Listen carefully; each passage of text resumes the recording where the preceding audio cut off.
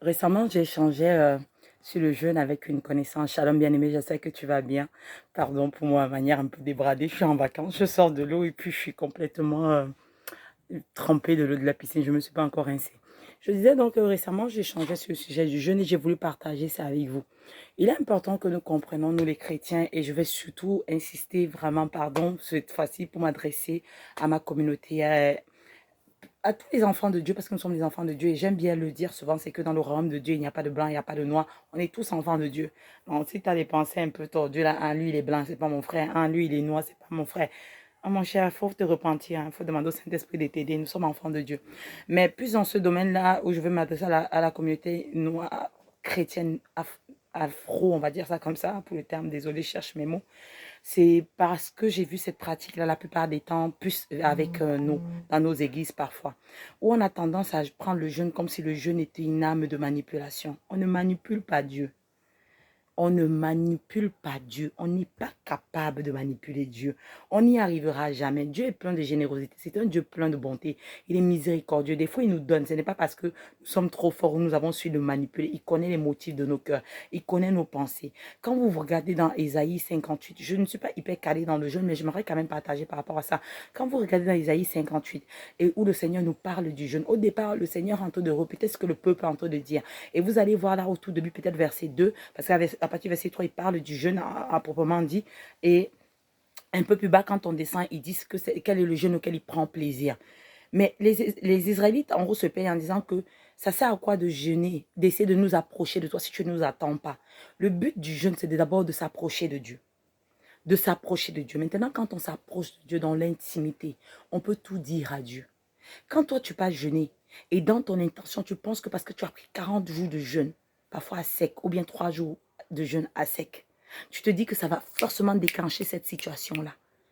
Ce n'est pas vrai. Arrêtons ça. Jeûnons pour des bonnes raisons. On jeûne pour s'approcher de l'éternel. Je vous dis ça parce que moi-même, j'étais une championne. Hein. On jeûne, on s'attend à ce que les choses... En fait, on est comme dans l'Ancien Testament. On pose des actes. On est comme sur la loi. Parce que j'ai fait ça, je mérite ça. Dieu peut nous bénir même quand nous ne jeûnons pas. Jésus-Christ a tout accompli sur la croix. Est-ce que je suis en train de te dire de ne pas gêner? Non. Il est important de jeûner parce que le jeûne va discipliner ta chair. Le jeûne va te permettre de t'approcher, d'être plus sensible à l'esprit. Parce qu'on est dans un monde où il y a beaucoup de bruit. Des fois, on est distrait. Parfois, les situations nous tombent dessus. On a même du mal à réfléchir. Le jeûne va t'amener à faire le tri dans ta tête et à entendre clairement la voix de Dieu, parfois avoir la direction de Dieu par rapport à une situation, par rapport à ta vie, ou tout simplement être dans la présence de Dieu. Quand tu prends le jeûne et que tu crois à la fin de ton jeûne, Dieu va venir bénir ton péché, quel Dieu? Le Dieu de la Bible. Le Dieu d'Abraham, d'Isaac et de Jacob. Ah, moi j'ai essayé. Hein. J'ai essayé, ça n'a pas marché. J'ai voulu faire le jeûne de Esther 3 jours. Le deuxième, je suis tombée dans le coma. Je vous dis la vérité. Avant que je ne cherche à manger, c'est pas quelqu'un qui m'a dit. Je me souviens, ma mère s'est bien moquée de moi parce qu'elle m'avait prévenu que le motif pour lequel je voulais gêner là, ça n'allait jamais marcher avec le Seigneur. Mais comme je ne pratiquais pas, donc je ne connaissais pas la Bible, je ne disais pas la Bible. Pour moi, c'était normal. Elle m'a dit, tu perds ton temps. Je vous dis que quand je vous dis que je suis tombée dans le coma, ce n'est pas le jeu. Je ne voyais plus clair. J'ai vu des éléphants, j'ai vu des ânes, j'ai tout vu devant moi. On ne jeûne pas pour manipuler le Seigneur. On vient devant le Seigneur avec un cœur sincère. Quand tu demandes la repentance, par exemple, pour quelqu'un qui vivait dans la fornication et qui veut se repentir, si ton cœur est sincère, c'est suffisant. Tu n'es pas obligé, bibliquement, tu n'es pas obligé d'accompagner ce jeûne, cette demande de pardon-là par le jeûne. Si tu en as envie, tu peux le faire. Mais crois que si tu as demandé pardon au Seigneur, ton cœur est sincère et tu l'as demandé au nom de Jésus, que Dieu t'a pardonné. Ce n'est pas tes œuvres qui vont t'amener à gagner le pardon de Dieu. C'est l'œuvre que Jésus-Christ a accomplie sur la croix. C'est cette œuvre-là qui va te donner le pardon. Et ça sert à quoi de jeûner? Si dans le cœur, le motif n'est pas pur et tu viens devant le Seigneur, tu demandes pardon, tu jeûnes et tu refais les mêmes choses. Je ne dis pas que tu ne peux pas tomber. Et si tu es même tombé, relève-toi. La parole de Dieu dit que cette fois le juste tombera, cette fois il s'élèvera. Mais il est important que nous ayons des motifs purs. Et arrêtez d'aller consulter les pasteurs, les prophètes, les hommes de Dieu, comme si on allait consulter les marabouts là-bas dans les... Je ne sais pas où ils se logent là. Ils ne sont pas qu'en Afrique, hein, même ici en Europe, ils sont là. Moi, dans ma boîte aux lettres, des fois, je vois les courriers de ces marabouts-là, Allah dit quelque chose, je ne sais pas comme ça, qui ils mettent leur prospectus là, ils cherchent aussi les clients. Donc, les marabouts, c'est partout. Arrêtons d'aller consulter les hommes de Dieu. Oui, tu peux échanger par rapport à ton sujet, par rapport à tes préoccupations, demander la prière. Mais parfois, nous allons devant les hommes de Dieu. Nous allons les consulter comme quand on était dans le monde. On va là-bas comme si c'est eux qui ont la solution. Et on les amène à commettre des erreurs. Et après, on dit c'est des faux pasteurs, c'est des faux prophètes, c'est des faux évangélistes. C'est nous-mêmes qui les amenons à pécher. Parce que nous voulons à tout prix qu'ils nous donnent une parole là et tout. Parfois, il suffit d'ouvrir sa Bible. Parfois, il suffit toi-même dans ton temps de prière, le Seigneur va te parler. Dieu est miséricordieux, il est plein de bonté et de compassion. Mais le Seigneur ne va jamais bénir ton péché. Tu vas jeûner pour que le Seigneur bénisse ta fornication. Enfant de Dieu. Je te dis, moi-même, je le faisais. Tu vas bénir. Le Seigneur, je te dis que tu vas tomber dans le coma. Tu vas mourir pour rien. Lisons la parole de Dieu. Je le dis toujours sur cette chaîne-ci. Pas parce que je suis un exemple, pas parce que je suis celle qui maîtrise les Écritures. Non, tout est grâce. Moi, je déteste lire. Je ne suis pas quelqu'un qui va se balader avec un bouquin. Je suis pas une bouquiniste. Moi, la seule chose que je me force à lire, c'est ma Bible. Parce que je sais que c'est important. Je ne veux pas qu'on vienne me raconter n'importe quoi. Pour ma propre vie même. Et pour ma relation avec le Seigneur, c'est Jésus. La parole de Dieu, c'est Dieu. C'est Jésus lui-même. Donc, je m'efforce à connaître celui que je dis que j'aime. Au travers de sa parole. Pour grandir aussi. Pour ne pas commettre des erreurs. Pour essayer de marcher au mieux selon sa volonté. On ne veut pas lire la parole de Dieu. On veut simplement recevoir ce que ce Dieu-là donne. Ce n'est pas mauvais de recevoir. Dieu est un Dieu qui bénit, il est plein. L'or et l'argent l'appartiennent. L'univers est entre ses mains. Il est le créateur de toutes choses.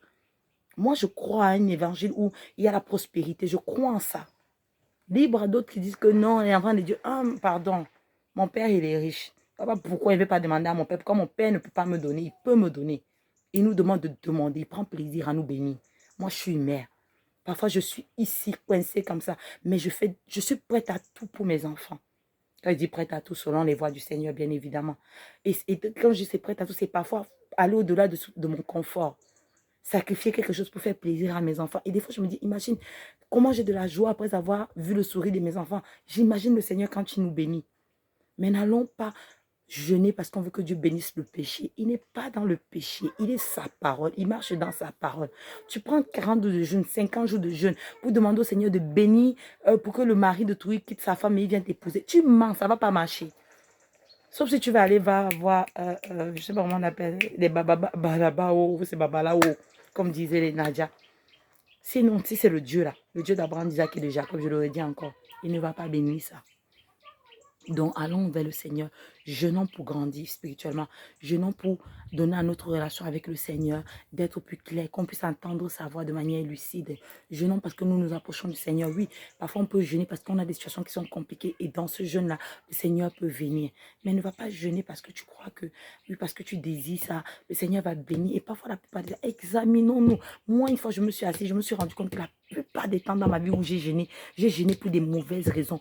Et j'étais frustrée après parce que j'attendais que j'ai le retour. Parce que pour moi, j'ai posé une action en fait. Et j'attendais le retour de ça. Et j'étais frustrée parce que je n'avais pas le retour. Parce que je pensais que c'était mes œuvres en fait. Ce n'est pas mes œuvres, c'est Jésus. Si tu as besoin de quelque chose, va devant le Seigneur. Tu as péché, demande pardon au Seigneur. Dis au Seigneur les motifs de ton cœur. Même s'ils ne sont pas bons, il n'est pas là pour te juger. Il y a un autre endroit où tu peux aller parler que là, dans la présence de ton Père. Il n'y en a pas. Dans sa présence, tu peux absolument tout lui dire. Mais il est important que nous nous approchons du Seigneur avec des bons motifs. Et que nous comprenons que Jésus-Christ a tout accompli. Et que ce n'est pas en fait le sacrifice de jeûne qui va venir faire bouger la main de Dieu. Mais c'est le nom de Jésus. Mais nous persévérons dans le jeûne et dans la prière pour grandir et pour connaître qui est notre Dieu. Parce que c'est un Dieu qui vaut la peine d'être connu. Des fois, oui, c'est dur. Mais il vaut la peine d'être connu. Je peux pleurer, ces temps-ci, je n'arrête pas. C'est que ça, c'est ma tasse de thé, les larmes. Parce que c'est tellement compliqué. J'ai même pas envie de m'asseoir là pour faire une vidéo. Je finis de crier demain. Comme j'ai crié, de dire au Seigneur, tu fais quoi?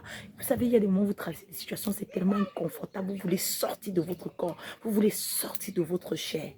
Mais je te dis que malgré tout ça, ça vaut la peine de le connaître, d'avoir une intimité avec lui, d'avoir une vie avec lui. Il est fidèle, notre Dieu. En tout cas, soyez bénis et je vous dis à très bientôt par la grâce de Dieu. Shalom.